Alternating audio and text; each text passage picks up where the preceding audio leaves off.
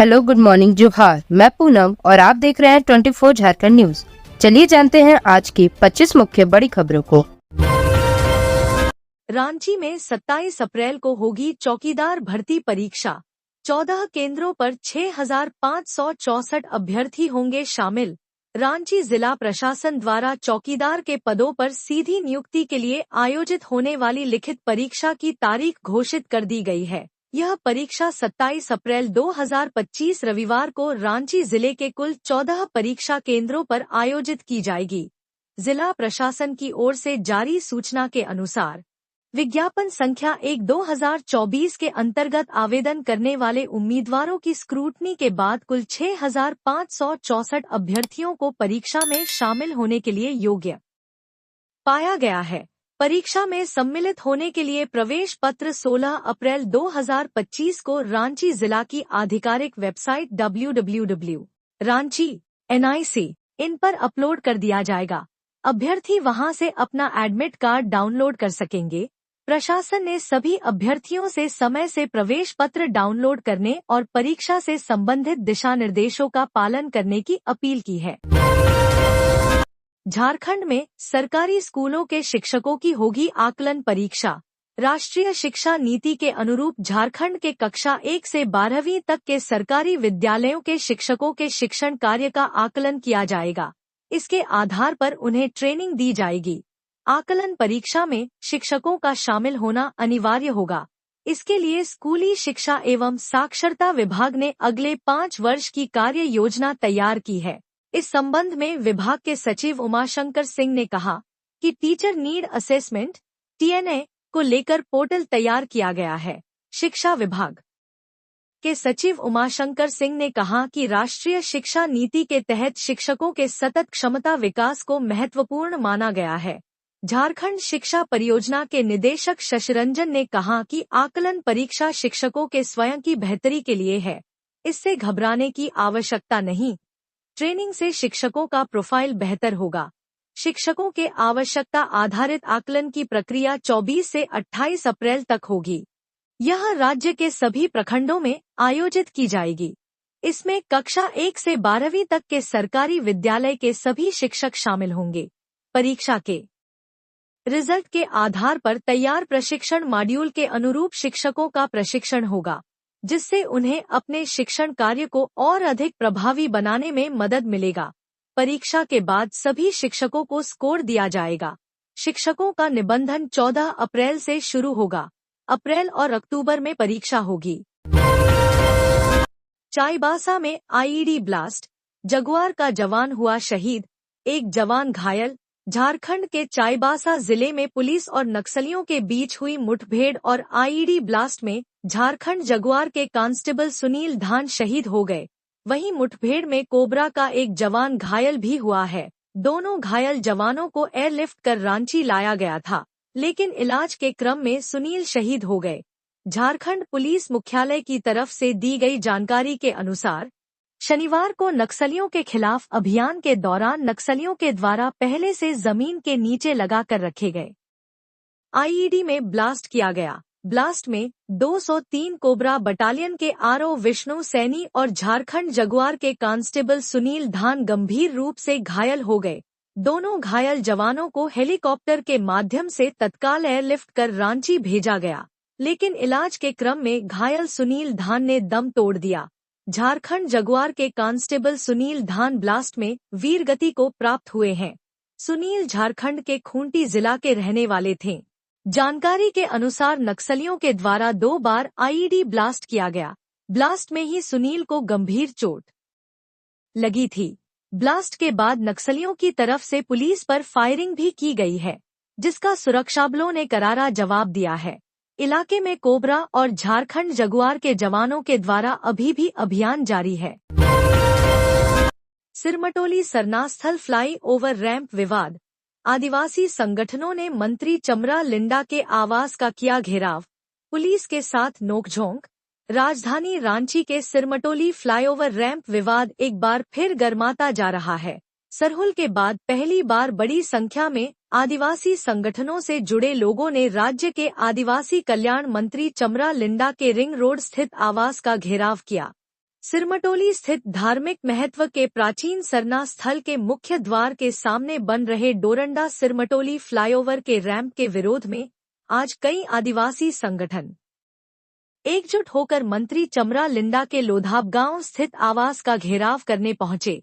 शनिवार को के कार्यक्रम में पहुंचे आदिवासी समुदाय के लोगों में काफी आक्रोश देखा गया। किसी भी अप्रिय स्थिति से निपटने के लिए जिला एवं पुलिस प्रशासन की ओर से मंत्री आवास के बाहर बड़ी संख्या में पुलिस के जवानों की तैनाती की गई थी और कई लेयर में बैरिकेडिंग लगाई गई थी, जिसे प्रदर्शनकारियों ने तोड़ने की कोशिश की। इस दौरान पुलिस के साथ धक्का मुक्की भी हुई। शिक्षा का अधिकार अधिनियम 2009 के तहत रांची में नामांकन के लिए अब 20 अप्रैल तक कर सकेंगे ऑनलाइन आवेदन। 121 निजी स्कूलों में होगी सीट।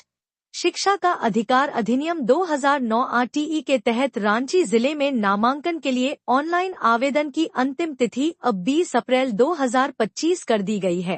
पहले यह तिथि 31 मार्च थी, लेकिन अब इसे बढ़ा दिया गया है। यह जानकारी आज जिला शिक्षा अधीक्षक बादल राज ने एक बैठक में दी, जिसमें जिले के मान्यता प्राप्त निजी विद्यालयों के प्रधानाचार्य और प्रतिनिधि शामिल थे। उन्होंने बताया कि उपायुक्त सह जिला दंडाधिकारी मंजूनाथ भजंत्री के निर्देश पर यह निर्णय लिया गया है। जिले में आरटीई के तहत 121 निजी स्कूलों को पंजीकृत किया गया है, जहां गरीब और वंचित तबके के बच्चों को मुफ्त शिक्षा दी जानी है। उल्लेखनीय है कि 3 मार्च 2025 को आरटीई पोर्टल का शुभारंभ खुद उपायुक्त ने किया था। उन्होंने स्पष्ट किया है कि यदि किसी स्कूल द्वारा आरटीई नियमों का पालन नहीं किया गया तो उस पर सख्त कार्रवाई होगी। शिकायत की स्थिति में स्कूल की मान्यता रद्द करने के लिए संबंधित बोर्ड को अनुशंसा भेजी जाएगी। झारखंड में आजसू पार्टी को बड़ा झटका। नीरू शांति भगत ने थामा झामुमो का दामन। लोहरदगा से आजसू पार्टी की प्रत्याशी रही नीरू शांति भगत ने शनिवार को अपने कार्यकर्ताओं के साथ झामुमो का दामन थाम लिया। झामुमो के केंद्रीय महासचिव सह प्रवक्ता विनोद कुमार पांडे ने सभी को पार्टी का अंगवस्त्र पहनाकर पार्टी की सदस्यता दिलाई। उन्होंने पार्टी के नीति सिद्धांतों से उन्हें अवगत कराया और संगठन को मजबूत करने का संकल्प दिलाया। झारखंड मुक्ति मोर्चा के केंद्रीय अध्यक्ष शिबू सोरेन के मार्गदर्शन और पार्टी के कार्यकारी अध्यक्ष सह मुख्यमंत्री हेमंत सोरेन के नेतृत्व के प्रति आस्था जताते हुए शनिवार को हरमू स्थित केंद्रीय कार्यालय में लोहरदगा से आजसू पार्टी की पूर्व प्रत्याशी नीरू शांति भगत झामुमो में शामिल हो गयीं। उनके नेतृत्व में मुख्य रूप से आशुतोष गोस्वामी, केंद्रीय कार्यालय सचिव, आजसू पार्टी के साथ लोहरदगा, हजारीबाग और रामगढ़ जिले के आजसू पार्टी के कई कार्यकर्ताओं ने पार्टी की सदस्यता ली। दुमका में सड़क हादसा, चाचा भतीजे पर गिरा आम का पेड़, एक की मौत। दुमका जिला में रामपुरहाट मुख्य मार्ग NH 114A पर चलती बाइक पर आम का पेड़ गिर गया। इस हादसे में एक युवक की मौत हो गई, जबकि बाइक पर सवार 2 लोग गंभीर रूप से घायल हुए हैं। ये हादसा शिकारीपाड़ा थाना क्षेत्र के केसरगढ़ गांव के समीप हुई है। दरअसल मोहल पहाड़ी पोखरिया के रहने वाले कमलेश यादव अपने चाचा गंगाधर यादव के साथ शिकारीपाड़ा में अपनी चाय नाश्ते की दुकान खोलने जा रहे थे। उनके साथ कमलेश का एक मित्र समीर गोरानी भी साथ था। जैसे ही वे तीनों केसरगढ़ गांव के समीप पहुंचे, एक आम का पेड़ उन पर गिर गया।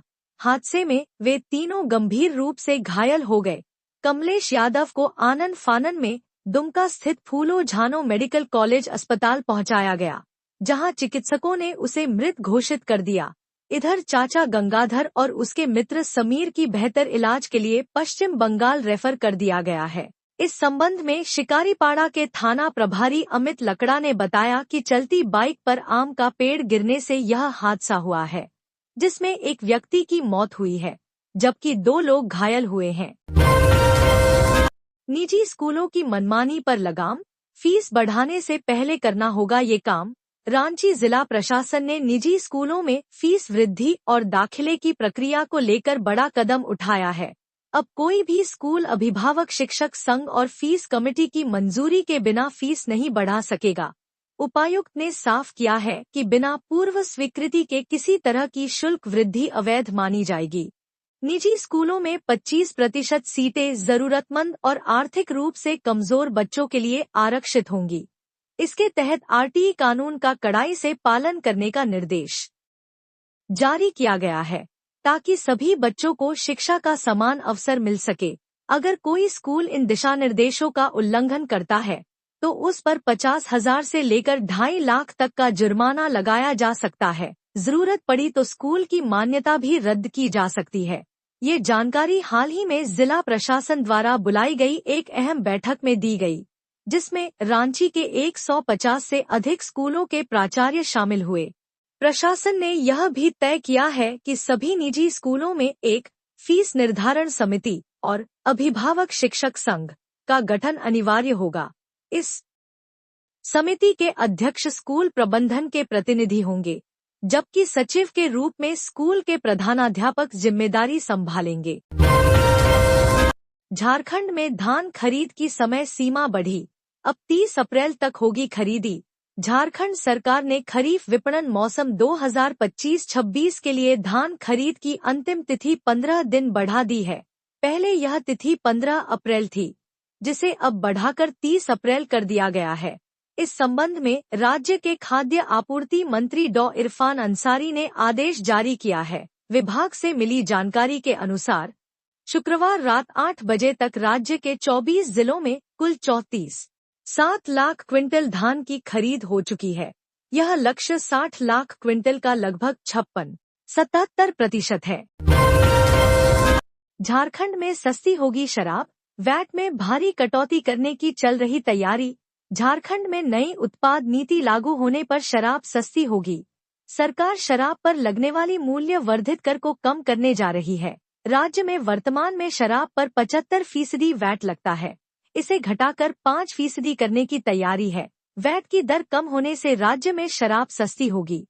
उत्पाद और मद्य निषेध मंत्री योगेंद्र प्रसाद ने कहा कि झारखंड के पड़ोसी राज्यों पश्चिम बंगाल, छत्तीसगढ़ में शराब पर लगने वाला वैट काफी कम है। ऐसे में इन राज्यों से लोग शराब खरीदकर झारखंड लाते हैं, इससे राज्य को आर्थिक नुकसान होता है। झारखंड में प्रस्तावित नई उत्पाद नीति लागू होने के बाद शराब पर वैट कम लगेगा। नई उत्पाद नीति के ड्राफ्ट को विभागीय मंत्री की भी सहमति के बाद राजस्व परिषद, वित्त विभाग और विधि विभाग के पास भेजा गया है। वित्त विभाग द्वारा प्रस्तावित नीति के कुछ बिंदुओं पर उत्पाद विभाग से जानकारी मांगी है। उत्पाद नीति को संबंधित विभागों से स्वीकृति मिलने के बाद कैबिनेट की स्वीकृति के लिए भेजा जाएगा। झारखंड में प्रस्तावित उत्पाद नीति 1 जून से लागू होने की संभावना है। ऐसे में वैट कम होने के बाद जून से राज्य में शराब सस्ती हो सकती है। राज्य में प्रस्तावित नई उत्पाद नीति के तहत खुदरा शराब दुकानों का आवंटन लॉटरी के माध्यम से किया जाएगा। इसके लिए एनआईसी द्वारा सॉफ्टवेयर तैयार किया गया है। इसका परीक्षण विभागीय स्तर पर किया जाएगा। सॉफ्टवेयर परीक्षण के लिए मुख्यालय व क्षेत्रीय उत्पाद कार्यालय स्तर पर कमेटी का गठन किया गया है। मुख्यालय व क्षेत्रीय उत्पाद कार्यालय द्वारा सॉफ्टवेयर परीक्षण का कार्य शुरू कर दिया गया है। विधायक ने अवैध कोयले के डिपो पर डाली रेड, प्रशासन और बीसीसीएल अधिकारी पर बिफरीन। बीसीसीएल जिन कोयला खदानों को असुरक्षित और खतरनाक घोषित कर बंद कर दी है, कोयला तस्कर उन खदानों से बड़े पैमाने पर अवैध खुदाई कर कोयला निकाल रहे हैं। खदानों से निकाले गए कोयले को यूपी और बिहार की मंडियों में भेजा जा रहा है। बीसीसीएल ने उन खदानों को खतरनाक इसलिए घोषित किया है कि एक तो उसके अंदर खनन करना जान गंवाने के बराबर है, वहीं दूसरी ओर खदान के ऊपर बसी आबादी कोई खतरा ना हो, लेकिन कोयला तस्कर उन बंद खदानों से बड़े पैमाने पर कोयला निकाल रहे, जिसके कारण खदान के ऊपर बसे लोगों के ऊपर खतरा मंडराने लगा है। ताज़ा मामला सुदामडीह थाना क्षेत्र के बीसीसीएल के इजे एरिया के सुदामडीह एएसपी के बंद 6 नंबर कोलियरी हवा चाणक की है। 6 नंबर कॉलोनी के लोगों ने कई बार बीसीसीएल प्रबंधन, सीआईएसएफ और स्थानीय पुलिस को अवैध तरीके से किए जा रहे खनन की सूचना दी, जिससे अवैध कोयला खनन बंद हो और किसी के जानमाल की क्षति न हो, लेकिन किसी ने इस ओर ध्यान नहीं दिया। जिसके बाद स्थानीय लोगों ने झरिया विधायक रागिनी सिंह को मामले की सूचना दी। किराएदार अपराधी निकला तो नपेंगे मकान मालिक, जाने जमशेदपुर एसएसपी का क्या है निर्देश। लोहानगरी जमशेदपुर की पुलिस अपराध पर लगाम लगाने के साथ साथ अपराधियों की त्वरित जानकारी के लिए रणनीति बनाई है। जमशेदपुर एसएसपी ने बताया कि कई बार देखा गया कि अपराधी किसी किराए के मकान में अपना ठिकाना बनाते हैं। अब सभी थाना क्षेत्र में मकान मालिक अपने किराएदार की समुचित जानकारी रखेंगे। अगर कोताही बरती तो कार्रवाई तय है। अपराधियों की पहचान के लिए एक नई रणनीति बनाई है। अलग अलग मकान मालिक को अब किसी भी अनजाने व्यक्ति को किराया में मकान देने से पहले इसकी समुचित जानकारी भी रखनी होगी। दरअसल जमशेदपुर में हाल ही के दिनों में गोविंदपुर थाना क्षेत्र में उत्तर प्रदेश का कुख्यात शूटर अनुज कनौजिया उत्तर प्रदेश की एसटीएफ और झारखंड की एटीएस की टीम की कार्रवाई में मुठभेड़ में मारा गया था। जांच के दौरान पता चला कि वो कई महीनों से यहां दूसरे के मकान में रह रहा था, जिसकी जानकारी पुलिस तो क्या आसपास बस्ती वालों को भी नहीं थी। जमशेदपुर में इससे पूर्व भी यह देखा गया है कि अपराधी जगह बदल बदल कर किराए के मकान में छुपते रहे हैं, जबकि कई अपराधियों को ऑन स्पॉट पुलिस मुठभेड़ में मारा भी गया है। वहीं चोरी छिनताई गैंग भी किराए के मकान से गिरफ्तार हुए हैं। विस्थापन को लेकर एनटीपीसी जिला प्रशासन और रैयतों के बीच बैठक, सांसद ने उठाए सवाल। हजारीबाग जिले के बड़कागांव प्रखंड इन दिनों विस्थापन को लेकर पूरे राज्य भर में चर्चा का विषय बना हुआ है। विस्थापन के समस्या को लेकर एनटीपीसी कोल खनन परियोजना के विस्थापितों की समस्याओं के समाधान को लेकर हजारीबाग समाहरणालय में उच्च स्तरीय बैठक का आयोजन किया गया। बैठक का आयोजन मुख्यमंत्री के निर्देश पर किया गया। बैठक में विस्थापन, पुनर्वास, मुआवजा, प्रदूषण, रोजगार, सड़क ब्लास्टिंग के समय स्थानीय लोगों की समस्या, सड़क दुर्घटना में उचित मुआवजा नहीं मिलना, धार्मिक स्थल का पुनर्स्थापना समेत कई मुद्दे पर चर्चा किया गया। विभिन्न समस्याओं को ध्यान में रखते हुए आयुक्त ने 3 से 4 समितियों के गठित करने पर बल दिया। निर्धारित कमेटी हर 1 महीने में संबंधित समस्याओं का सर्वे करके उचित समाधान प्रस्तुत करेगी, जिसके उपरांत इन समस्याओं का निराकरण किया जाएगा। झारखंड में जनसेवक का बदलेगा नाम, 90% काम कृषि विभाग का करेंगे। कृषि मंत्री शिल्पी नेहा तिर्की की बड़ी घोषणा। झारखंड के वीएलडब्ल्यू जनसेवक अब 90% काम कृषि, पशुपालन एवं सहकारिता विभाग का करेंगे। पंचायती राज विभाग समेत दूसरे विभागों में अब वीएलडब्ल्यू की भूमिका नहीं के बराबर रहेगी। रांची के ललगुटवा में आयोजित राज्य स्तरीय जनसेवक समागम को संबोधित करते हुए झारखंड की कृषि, पशुपालन एवं सहकारिता मंत्री शिल्पी नेहा तिर्की ने ये घोषणा की है। उन्होंने कहा कि वीएलडब्ल्यू की नियुक्ति कृषि, पशुपालन एवं सहकारिता विभाग द्वारा की गई है, जबकि वे काम पंचायती राज विभाग समेत दूसरे विभागों में कर रहे हैं। आज इस समागम में वीएलडब्ल्यू द्वारा कृषि विभाग के लिए काम किए जाने की ललक देखकर अच्छा लगा। हैरान करने वाली बात यह है कि बीडीओ को भी ये जानकारी नहीं है कि वीएलडब्ल्यू का काम क्या है। उन्होंने जनसेवक का नाम बदलकर कृषि के साथ जोड़ने का निर्देश दिया है। मंत्री शिल्पी नेहा तिर्की ने कहा कि इस कार्यक्रम में आने या आपके किसी भी प्रतिनिधि से मिलने से पहले उन्होंने ठोस कदम उठाया है। विभागीय समीक्षा बैठक के दौरान उन्होंने राज्य भर के वीएलडब्ल्यू को 90% कार्य कृषि, पशुपालन एवं सहकारिता विभाग का करने का निर्देश दिया है। इसके साथ ही जनसेवक का नाम बदलकर कृषि के साथ जोड़ने को भी कहा है। विभाग से संबंधित योजनाओं की समय समय पर जानकारी देने के उद्देश्य से साल में 2 प्रशिक्षण कार्यक्रम करने का निर्देश दिया गया है। प्रोन्नति समेत दूसरी मांगों को भी विभाग गंभीरता से लेगा।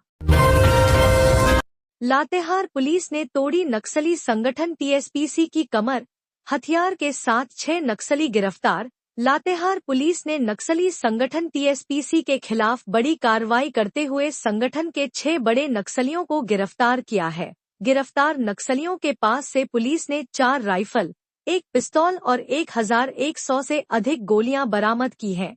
दरअसल लातेहार एसपी कुमार गौरव को गुप्त सूचना मिली थी कि टीएसपीसी के नक्सली किसी बड़ी घटना को अंजाम देने के लिए लातेहार और बालूमाथ थाना क्षेत्र की सीमा पर स्थित हैसाबार के जंगल में कैंप किए हुए हैं। सूचना के बाद एसपी के निर्देश पर बालूमाथ डीएसपी विनोद रवानी के नेतृत्व में पुलिस टीम का गठन किया गया और नक्सलियों की गिरफ्तारी के लिए छापेमारी की गई। जैसे ही पुलिस टीम जंगल में पहुंची तो पुलिस को देखकर नक्सली भागने लगे, लेकिन पुलिस ने उन्हें चारों तरफ से घेर लिया और संगठन के 6 नक्सलियों को गिरफ्तार कर लिया। बाद में जब सर्च ऑपरेशन चलाया गया तो जंगल से 4 राइफल, 1 पिस्तौल, 1100 से अधिक गोलियां, नक्सली पर्चे और कई अन्य सामग्रियां बरामद की गईं। झारखंड पुलिस में ट्रांसफर पोस्टिंग। अमन साहू का एनकाउंटर करने वाले प्रमोद कुमार का भी हुआ तबादला। झारखंड पुलिस में बड़े पैमाने पर ट्रांसफर पोस्टिंग हुई है। पिछले दिनों गैंगस्टर अमन साहू का एनकाउंटर करने वाले एटीएस के डीएसपी प्रमोद कुमार उर्फ पीके का भी तबादला कर दिया गया है। एनकाउंटर स्पेशलिस्ट प्रमोद कुमार का तबादला रामगढ़ कर दिया गया है। एटीएस के कई इंस्पेक्टर और सब इंस्पेक्टर का भी ट्रांसफर हुआ है। सभी को अन्य जिलों में पदस्थापित किया गया है। डीआईजी कार्मिक के कार्यालय से ट्रांसफर पोस्टिंग का आदेश जारी कर दिया गया है। चंदनक्यारी में पकड़ा गया एक संदिग्ध बांग्लादेशी नागरिक। अमर बाउरी ने पोस्ट कर दी जानकारी। भाजपा झारखंड में कथित बांग्लादेशी घुसपैठ के मुद्दे को लेकर काफी मुखर रही है।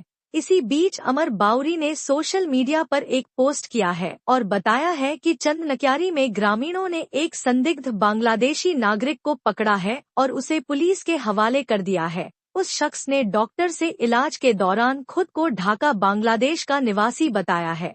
उन्होंने सोशल मीडिया पर पोस्ट कर बताया है कि यह वही भयावह स्थिति है जिसका अंदेशा था, अब वह हकीकत बन रही है। खतरा लगातार बढ़ रहा है, सतर्क रहना अब जरूरी है। चंदनक्यारी में ग्रामीणों ने एक संदिग्ध बांग्लादेशी नागरिक को पकड़ा और पुलिस के हवाले किया। बताया जा रहा है कि रात में कई लोग संदिग्ध हालात में घूमते देखे गए, लेकिन सिर्फ एक को पकड़ा जा सका, बाकी सभी फरार हो गए। झारखंड स्टार्टअप महाकुंभ से नदारद। मनिया सम्मान योजना को लेकर जाहिर की ये चिंता। हाल ही में 3 से 5 अप्रैल 2025 के बीच नई दिल्ली में आयोजित स्टार्टअप महाकुंभ में देश के लगभग सभी प्रमुख राज्यों ने भाग लिया। बिहार सहित अन्य राज्यों ने अपने जीवंत स्टार्टअप इकोसिस्टम और नवाचारों को प्रस्तुत करते हुए निवेशकों को आकर्षित किया और विभिन्न क्षेत्रों में साझेदारियां की। झारखंड इस राष्ट्रीय मंच पर पूरी तरह अनुपस्थित रहा, जो राज्य के नवाचार और उद्यमिता परिदृश्य की गंभीर स्थिति को दर्शाता है। कहा, यह सिर्फ एक इवेंट नहीं था, यह राज्यों के लिए रोजगार, निवेश और नवाचार को बढ़ावा देने का एक ऐतिहासिक अवसर था। झारखंड की अनुपस्थिति एक स्पष्ट संकेत है कि यहाँ प्रणालीगत विफलता चल रही है। इंडियन स्टार्टअप एसोसिएशन के अध्यक्ष ने कहा, कई बार सरकार से इस विषय में अपील की है।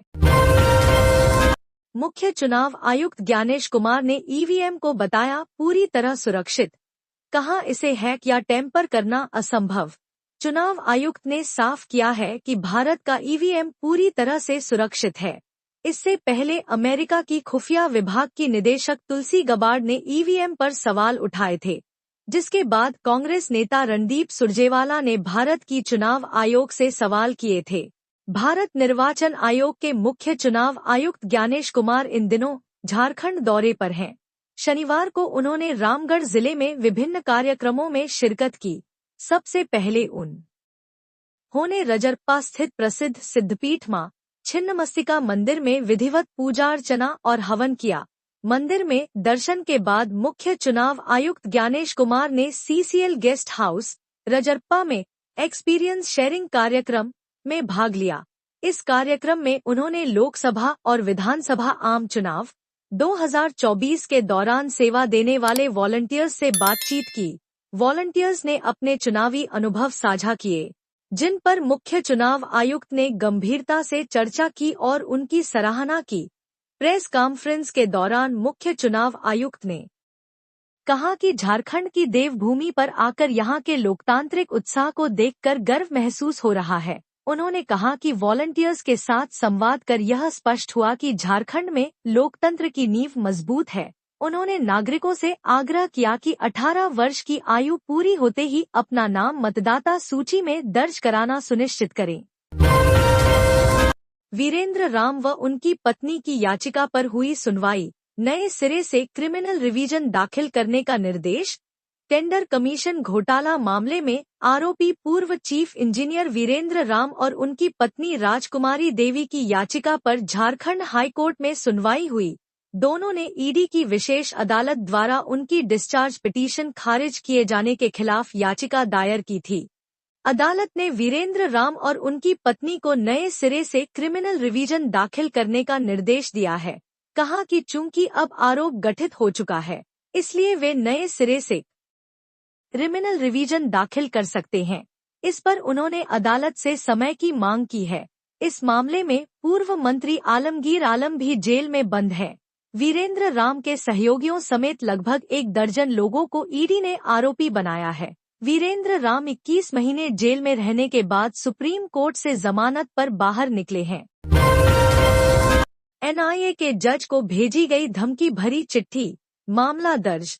राष्ट्रीय जांच एजेंसी कोर्ट के जज को धमकी भरी चिट्ठी भेजी गई है। धमकी भरा यह पत्र स्पीड पोस्ट के माध्यम से भेजा गया है।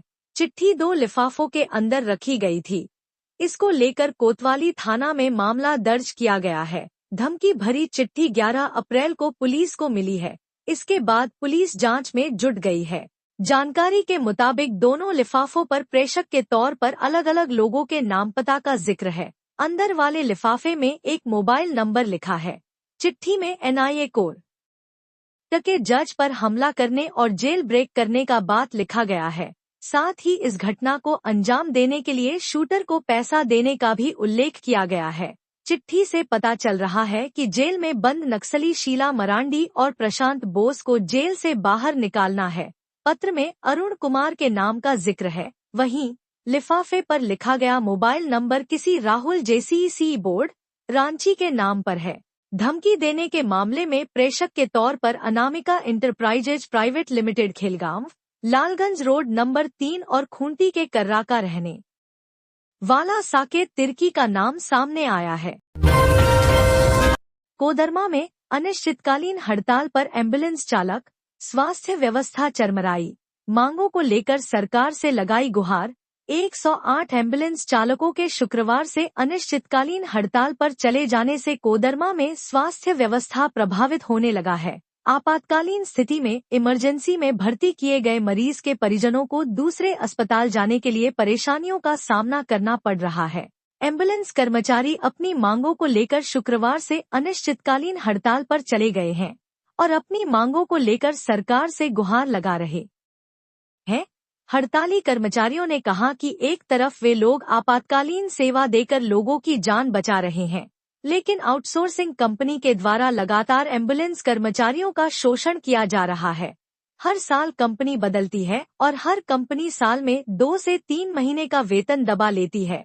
इसके अलावा 108 एम्बुलेंस का स्थिति जर्जर हो गई है, जिसकी मरम्मती की जिम्मेदारी भी चालक को अपने खर्चे से उठाना पड़ता है। वहीं दूसरी तरफ एम्बुलेंस कर्मी हड़ताल पर होने के कारण मरीज के परिजन काफी परेशान हैं। मरीज के परिजनों ने सरकार से इस हड़ताल को जल्द से जल्द समाप्त कराने की मांग कर रहे हैं।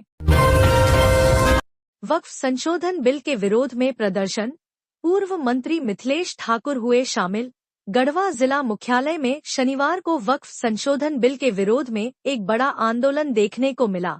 अल्पसंख्यक अधिकार मंच के बैनर तले मुस्लिम समुदाय के हजारों लोग सड़कों पर उतर आए और नारों के साथ जुलूस निकालते हुए केंद्र सरकार के खिलाफ नाराजगी जाहिर की। इस शांतिपूर्ण प्रदर्शन में पूर्व मंत्री मिथिलेश ठाकुर ने भी भाग लिया और समुदाय के साथ कदम से कदम मिलाकर विरोध दर्ज कराया।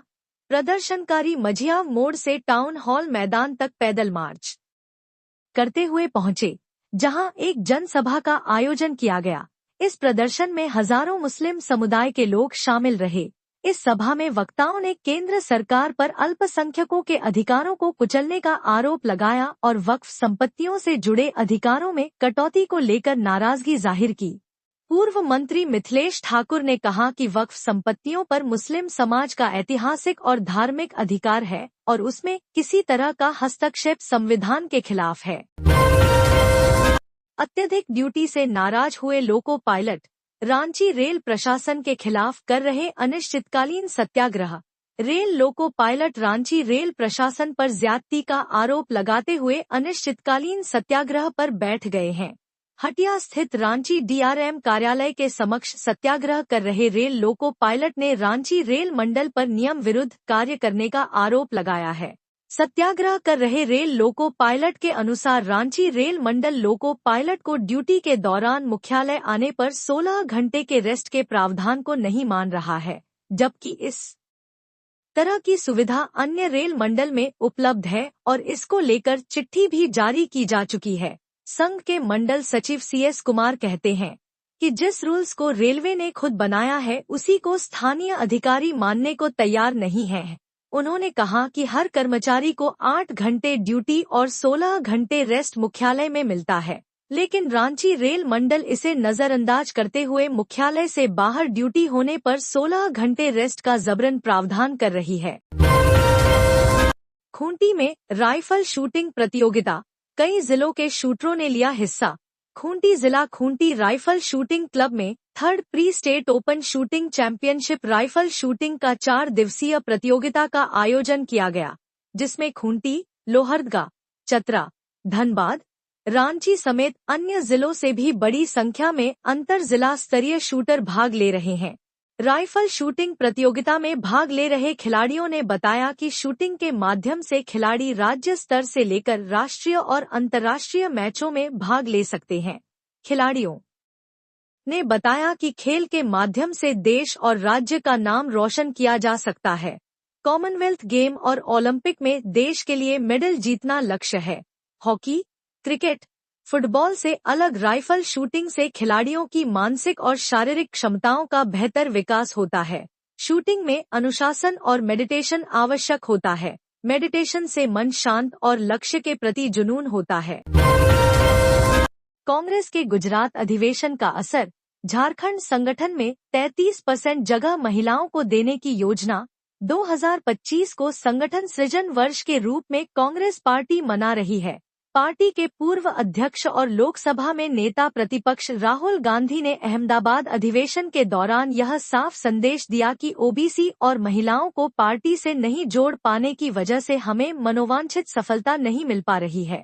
इन दोनों वर्गों में कांग्रेस को पैठ बनानी है, इसके लिए विशेष काम करना है। झारखंड में भी कांग्रेस भले ही आज झामुमो, राजद और माले के साथ गठबंधन कर सत्ता में हो, लेकिन यह सच्चाई है कि राज्य में क्रमश कांग्रेस कमजोर होती गई है। लोकसभा या विधानसभा सीटों पर कभी कांग्रेस का एक छत्र राज हुआ करता था। उन सीटों पर आज या तो सहयोगी दलों के MP MLA हैं या फिर विरोधी दलों। क्यों? ऐसे में सवाल उठता है कि झारखंड जैसे प्रदेश में आधी आबादी या फिर पिछड़ी जातियों को साधने में कांग्रेस नाकाम क्यों रही? PCC यानी प्रदेश कांग्रेस कमेटी या नेतृत्व से कहां चूक हो गई कि आधी आबादी के साथ साथ राज्य की कुल जनसंख्या का 50% से अधिक की संख्या वाली पिछड़ी जाति के लोग कांग्रेस से दूर हो गए। तो ये थी आज की झारखंड की टॉप बड़ी खबरें। इसी तरह झारखंड की हर छोटी से बड़ी खबर देखने के लिए आप हमारे चैनल 24 झारखंड न्यूज को सब्सक्राइब कर लें। तो हमें दीजिए इजाजत, फिर मिलते हैं अगले न्यूज में।